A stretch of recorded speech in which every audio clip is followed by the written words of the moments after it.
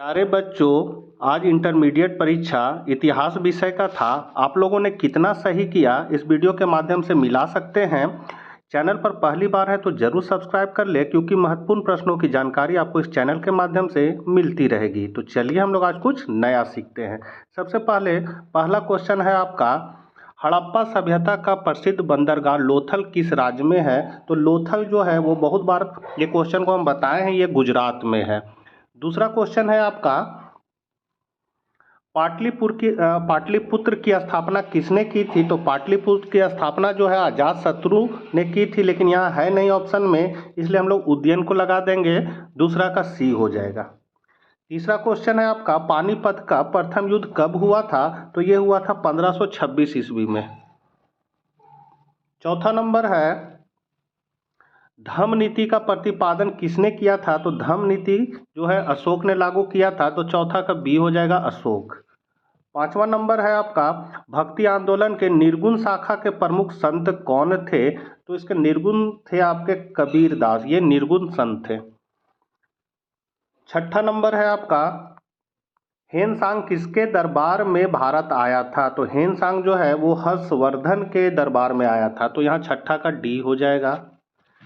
सातवां है आपका, विजयनगर के प्रसिद्ध शासक कृष्णदेव राय किस वंश से संबंधित थे? तो ये आपका तुलुक वंश से थे। ये भी क्वेश्चन बहुत बार बताया हुआ है। आठवां नंबर है आपका, हुमायूं नामा की रचना किसने की? तो हुमायूं नामा की जो रचना है वो आपका हो जाएगा गुलबदन बेगम ने की थी। आठवां का सी हो जाएगा। नौवां है आपका, वज्रयान किस धर्म की शाखा है? तो वज्रयान जो है वो बौद्ध धर्म की शाखा है। यहाँ ए हो जाएगा। 10वां है आपका, भारत का नेपोलियन किसे कहा जाता है? ये भी बहुत बार बताया हुआ है। ये है आपका समुद्रगुप्त को भारत का नेपोलियन कहा जाता है। 11 नंबर है, ब्रिटिश ईस्ट इंडिया कंपनी की स्थापना कब हुई थी? तो 1600 ईस्वी में हुई थी। 12 नंबर है आपका, संथाल विद्रोह के नेता कौन थे? तो संथाल विद्रोह के नेता जो थे वो थे सिद्धू कान्हू। 13 नंबर है, 1857 का सिपाही विद्रोह कहाँ से आरंभ हुआ था? तो ये आपका मेरठ से हुआ था। 14 नंबर है, भारत में ईस्ट इंडिया कंपनी की व्यापारिक गतिविधियों का प्रथम केंद्र कौन था? तो प्रथम केंद्र जो है वो सूरत था।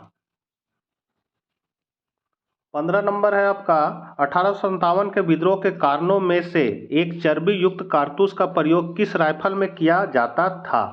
तो यहाँ पर आपका जो है सही आंसर हो जाएगा एनफील्ड राइफल। 15 का सी हो जाएगा, एनफील्ड राइफल। 16 नंबर है आपका, रैयतवाड़ी व्यवस्था किसने लागू किया? तो रैयतवाड़ी जो व्यवस्था है वो आपका हेक्टर मुनरो ने लागू किया था। 16 का आपका बी हो जाएगा। 17 नंबर है, फोर्ट विलियम की स्थापना कहाँ की गई थी? तो इसका स्थापना कलकत्ता में किया गया था।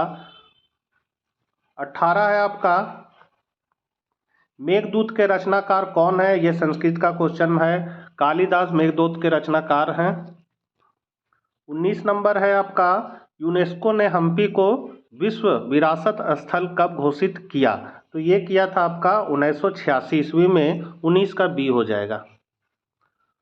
20 नंबर है आपका, हड़प्पा सभ्यता के किस स्थान से कांसे की नर्तकी का प्रमाण मिला है? तो ये मिला है आपका मोहनजोदाड़ो से। तो 20 का ए हो जाएगा, मोहनजोदाड़ो। 21 नंबर है, रामायण की मौलिक रचनाकार कौन है? तो वाल्मीकि को रामायण का मौलिक रचनाकार माना जाता है। 22 है, संथाल भाषा में विद्रोह को क्या कहा जाता है? तो हूल कहा जाता है। हम लोग झारखंड में हूल दिवस भी मनाते हैं। ये संथाल विद्रोह का भाषा है, हूल। 23 नंबर है, भारतीय राष्ट्रीय कांग्रेस के प्रथम अध्यक्ष कौन थे? तो यहाँ प्रथम अध्यक्ष थे आपका व्योमेश चंद्र बनर्जी।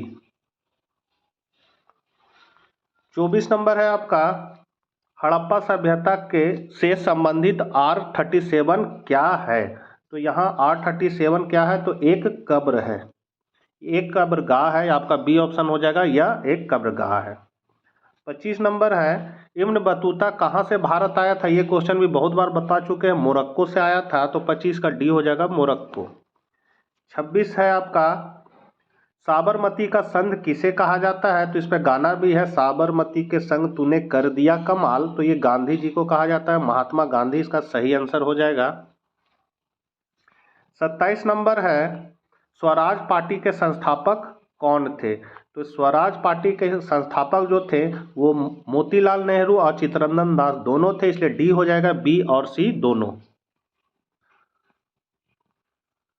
28 नंबर है, भारत में सर्वप्रथम सोने का सिक्का किसने जारी किया? तो ये जारी किया था इंडो ग्रीक ने, तो 28 का आपका सी हो जाएगा। 29 है आपका, गांधी जी का राजनीतिक दर्शन विचारधारा किस पुस्तक में वर्णित है? तो ये आपका वर्णित है हिंद स्वराज में, 29 का बी हो जाएगा। और लास्ट आपका ऑब्जेक्टिव क्वेश्चन है, हड़प्पा सभ्यता का भारत में स्थित सबसे बड़ा स्थल कौन है? तो सबसे बड़ा स्थल जो है वो भारत के लिए पूछा जा रहा है, तो भारत के लिए जो है आपका है हो जाएगा राखी गढ़ी, तो यहाँ पर सी हो जाएगा राखी गढ़ी। तो बच्चों ये थे आपके ऑब्जेक्टिव क्वेश्चन। जल्द ही हम लोग सब्जेक्टिव प्रश्नों को भी देखेंगे।